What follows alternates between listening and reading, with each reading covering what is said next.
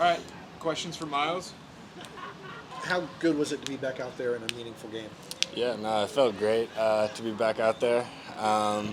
Just to get that one, 90 minutes under my belt felt really nice. So I'm just hoping to, build confidence from here and just keep, playing strong. Seemed like a pretty good opponent to test yourself. Cade Cowell, a really fast guy, and you kind of stoned him most of the match.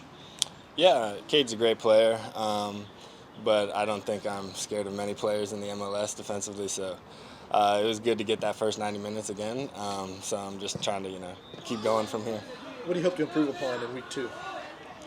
Yeah, hopefully we can keep a clean sheet. I think that's something Gonzo has been preaching for us all preseason is, take pride in keeping clean sheets. So hopefully we can do that. And just organization in general as a whole. If we can stay organized, I think we'll have success. Is that what happened on the first goal? Just kind of disorganization on San Jose's goal? Yeah, I think there's moments where we can win the ball, whether we're having numerical advantage in the midfield or there's 50-50s that we have to win. If we stay strong in the midfield and win our duels, I think it will it'll give us a benefit. Have you had a moment in this process of recovery where you're like, okay, I'm back now? I think for us it was the moment you chased on Cade a couple times. It was like I always got the explosiveness. I think over preseason I felt like I had that same type of explosiveness. But just to do it in an actual MLS match felt great, especially the fact that we won the game. I think I'd be feeling a lot different if Thiago didn't score those 2 goals. You kind of mentioned the organization in the back line. It seemed like Juanjo was being pretty vocal throughout the entire game. Was he kind of the main leader of where to set the line last game? I think we just try to work together and understand where the line should be set at. We're always trying to step forward and lower the distance between the defensive line and midfield line. So it's just about making sure everyone's organized in front of us, whether it's Rossetto or Franco.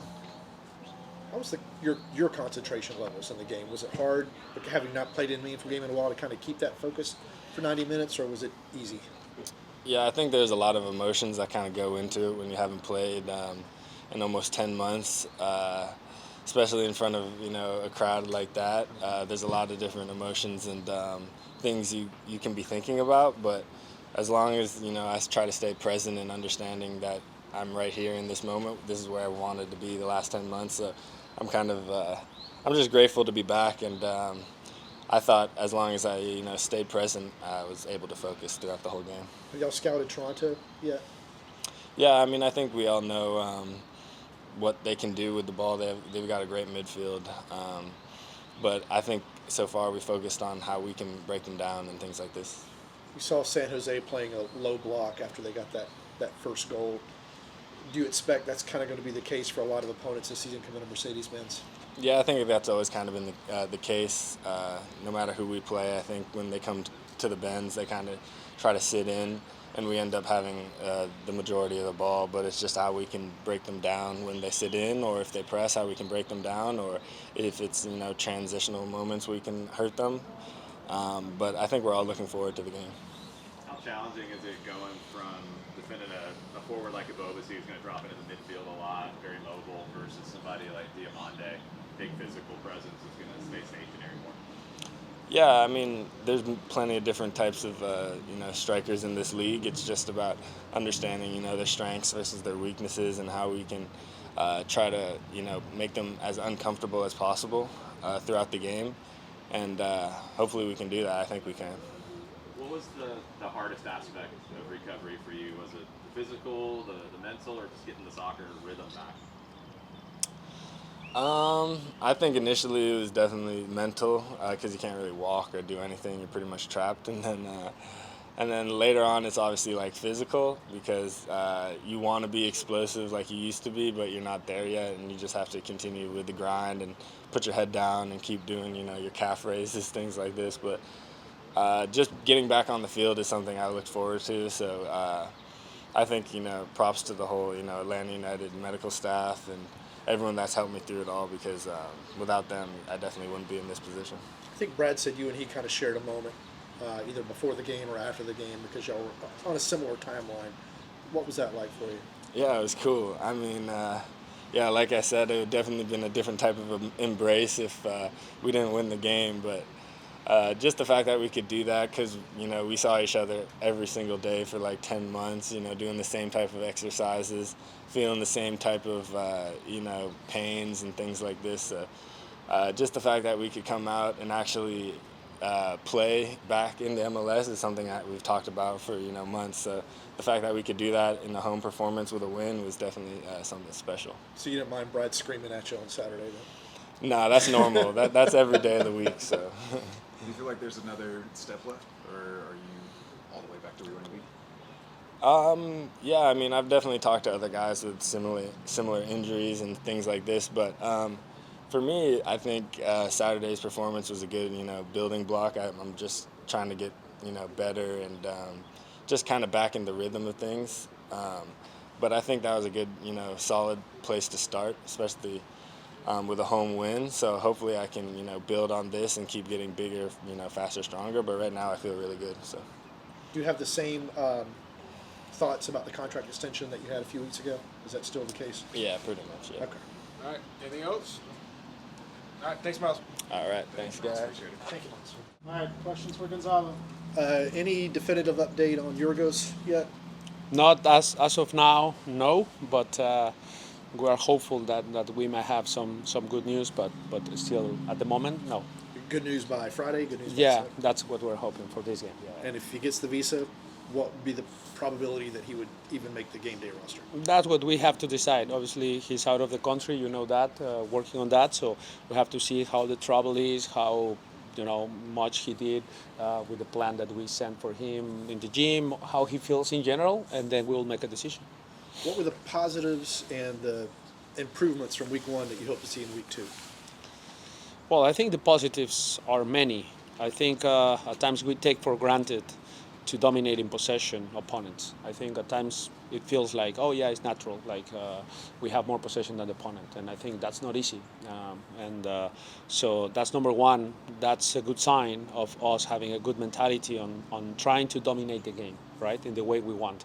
Then obviously we had some challenges against a low block, and that's what we were working on, how we can disrupt better, how we can create better patterns, how we can understand better movements and spaces on the field, and it's always a work in progress on that. That's being a footballer, understanding time and space. So it's always a work in progress, and but we are, trying to send the right message to the players on understanding that. I imagine that's kind of part of the reason y'all brought in Yorgos and Miguel Berry to have that big aerial threat against low blocks too, especially with the number of crosses y'all typically put in. Well, yeah, not necessarily, but it's a plus, I would say. It's a plus, but the main idea is they score goals in many different fashions. I think we're a team that creates different type of chances, and we want to be more specific on the type of chances. We want the majority of our entrance in the final third, but I think in general the profile is someone with a lot of energy to make runs in behind, to chase, to press, to make the right movements once we start to stretch the opponents, and then have good mobility and understanding of where to attack inside the box once we get in those areas that we want.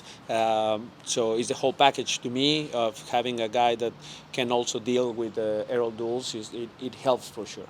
When you watched film of Miles back, we asked you about him immediately after the game, but when you watched that film, what were some of the positives you saw from him?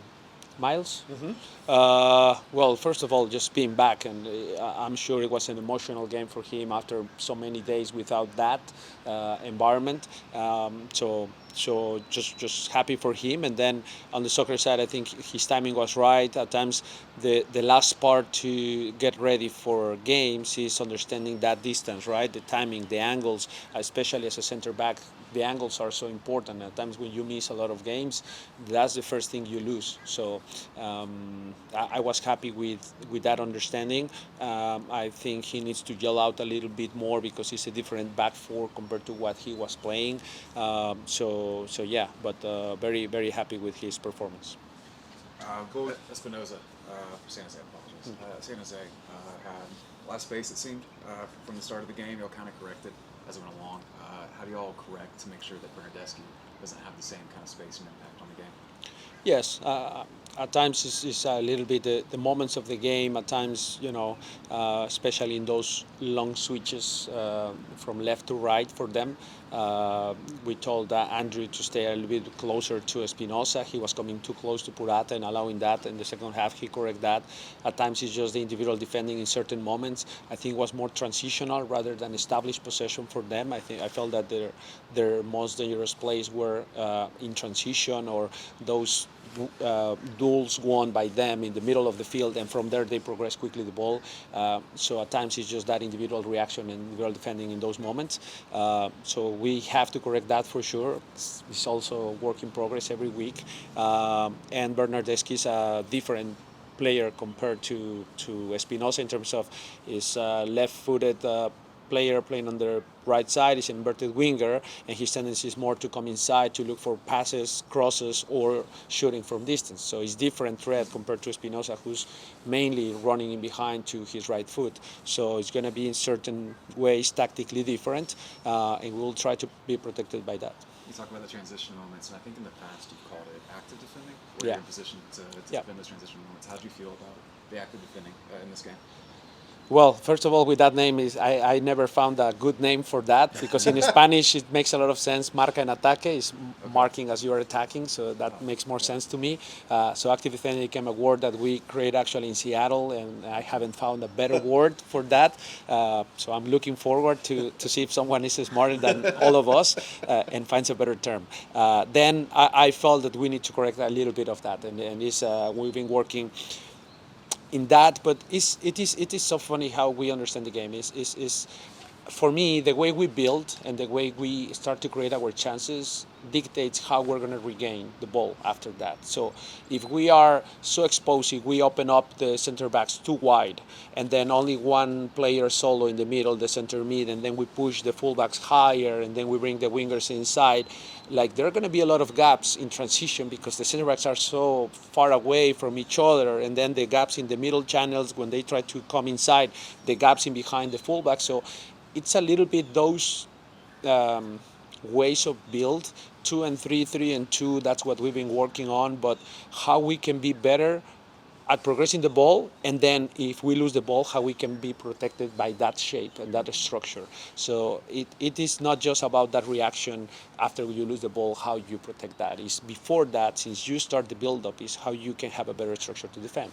So we work on all of that and finding ways to improve since that moment of the game, like in that phase. Like when we have the ball, we're building out. In case we lose the ball, how we are. And so that's the thought process, and in that way we work on that this week on both phases. Coach, ¿estás listo? Se ganó el partido el sábado, muy bien. Ahora vienen motivados. ¿Cómo enfrentar a Toronto este fin de semana? ¿Están listos? Sí, yo creo que estamos listos. Creo que también el partido pasado fue un poco de sacar un poquito los nervios del primer partido, ¿no? Yo noté al equipo que capaz que incluso contra Toluca nos vimos un poquito más sueltos, las jugadas fluían un poquito mejor, entonces a veces esta parte de ya el primer partido, sacarse un poquito la paja de la cabeza y poder realmente rendir como queremos. Espero que este segundo partido en casa sea mucho mejor en términos del rendimiento, y creo que la motivación de haber ganado y de la manera como ganamos siempre es ilusorio y siempre impulsa, porque es una manera de ganar que nos habla de la buena mentalidad que tiene el equipo. ¿Cómo enfrentar a Toronto con un técnico tan experimentado como Michael Bradley y con Bob. el hijo, que Bob Bradley, el hijo Michael, que están en la media cancha, que a pesar de que tiene 35 años es un jugador muy experimentado? Bueno, primero que nada, con mucho respeto. Tengo todo el respeto del mundo por Bob Bradley. Me parece que es un extraordinario entrenador, uno de los mejores en la historia de Estados Unidos, y casualmente no ha ganado muchos títulos. Es un técnico que con pocos títulos demuestra que es un entrenador top, porque todos sus equipos juegan como él quiere que jueguen, y eso para mí es la señal de un buen entrenador, y además juegan muy bien al fútbol sus equipos. Entonces, con mucho respeto, después de Michael Bradley, decir igual, muchísimo respeto por su carrera, por su trayectoria, por su jerarquía. Es un jugador que marcó diferencia durante muchísimos años en la selección de Estados Unidos, marca diferencia en la liga, para mí sigue siendo un contención bastante solvente en sus acciones, que quizás que es normal, que ha perdido algunas capacidades físicas, que es normal, pero que su jerarquía y su inteligencia para ocupar los espacios que debe ocupar siguen presentes. Entonces, con mucho respeto, y desde ahí ver cómo podemos dañarles, por supuesto, ¿no? Enfrentarás ese partido igual como lo hiciste acá el sábado pasado, 2-3-1 o 4-3-3. ¿Te gustó cómo defendió la defensa de Atlanta United el sábado pasado? En lo general sí, cuando estamos establecidos en un bloque medio, bloque bajo y bien organizados, creo que el equipo está bien, al menos tácticamente. Creo que la parte que nos hace falta es esa presión en el momento del quite, de ser más contundentes, de tener esa contundencia en el momento de que ya está el duelo individual y ya aislamos el mano a mano o el 2 contra 1 y podemos ser agresivos, ser más agresivos y realmente quitar esos balones. Creo que eso nos falta un poco en las reacciones, en transiciones cortitas. Creo que ahí es donde tenemos que trabajar un poquito más, pero en lo general, lo táctico defensivamente, me gusta el bloque, el orden que está consiguiendo el equipo, y sobre eso hay que ir trabajando. ¿Cómo poblar más la media cancha será? Siempre poblamos mucho el área, la media cancha. Siempre buscamos tener superioridad, sobre todo en esa parte. A veces capaz que lo notan, a veces que no, pero hay veces que tenemos 4 jugadores por dentro y le hacemos superar a los rivales que tienen 3 por dentro. Entonces, en muchas maneras siempre creo que tenemos la superioridad en medio campo, o siempre la intentamos tener. El problema es que a veces no encontramos a ese hombre libre y entonces pareciera que no tenemos esa superioridad o esa dominancia en esa parte de la cancha, pero siempre tratamos de tener más números que el rival en esa parte. Gracias. ¿Cómo te estás preparando en esta temporada, que además de la MLS tienes la Liga Mexicana, hay otros compromisos? ¿Cómo juega esa mentalidad, mantener a los jugadores saludables y prepararte para que tampoco te dejen que la Liga Mexicana te gane? Primero que nada, bienvenido, nunca te había visto por acá, y bienvenido aquí en Atlanta, es tu casa. Para nosotros es un año muy importante por muchas cosas, ¿no? Es una revancha personal para mí como entrenador, de probar que nuestro estilo puede dar resultados. Es una temporada muy larga, como dices, no solo por lo largo de la liga, que es la MLS, sino por la cantidad de partidos que vamos a tener y que esperamos llegar hasta las últimas consecuencias en Open Cup, llegar hasta las últimas consecuencias en Leagues Cup y aparte llegar hasta las últimas consecuencias en la MLS. Entonces, el preparar mentalmente al equipo para ser resiliente, para tener esa tolerancia a la frustración, tolerancia al cansancio, tolerancia a la rutina, ¿no? que ya en el mes 7-8 comienza a cansar venir todos los días, ¿no? Cómo prepararnos desde hoy, con esa ilusión, con un porqué muy presente siempre, el por qué venimos todos los días a entrenar, el por qué damos nuestro máximo esfuerzo todos los días, y el por qué es porque queremos la gloria de quedar campeones con Atlanta. Entonces, esa parte se trabaja desde hoy en día. La liga está creciendo al punto de que puede ser rival de la Liga Mexicana. ¿Te sientes responsable de convertir a esta liga en una liga que puede competir con cualquier otra a nivel mundial? Sí me siento responsable en eso, pero no necesariamente con la rivalidad que le quieren poner a México, porque soy mexicano y también quiero que México le vaya muy bien, pero sí tengo la responsabilidad desde este lugar donde me encuentro el día de hoy, de hacer crecer esta liga, por supuesto. Entonces, claro que tengo esa responsabilidad y creo que todos estamos en este negocio, en este momento, de todos juntos hacer crecer la liga de este país, porque es nuestro trabajo. Lo que ayuda a este país, ayuda a la Liga Mexicana, ayuda a los centroamericanos, sudamericanos, que ahora ven otro mercado en el que pueden crecer como Thiago. Sí, yo creo que sí ayuda, por supuesto, siempre cuando hay más competencia, cuando hay más ligas que lo están haciendo bien, que están invirtiendo buen dinero, que están teniendo buena infraestructura, que están invirtiendo en estadios, sobre todo, algo que me gusta mucho de esta liga es que invierte en los aficionados, que le gusta y cuidar a los aficionados, que es una parte esencial del fútbol. Entonces acá hay mucha cobertura, mucho contenido, muchas cosas para el aficionado y eso me encanta. Entonces es bueno para la competencia que haya ligas que se preocupen en eso y que otras ligas que capaz que de repente te estancas un poquito y digas, caray, hay otra forma de hacer las cosas y podemos mejorar y es la competencia natural que pasa en todo. Okay? Thank you, Yeah, everybody. perfect. Thank you. Gracias.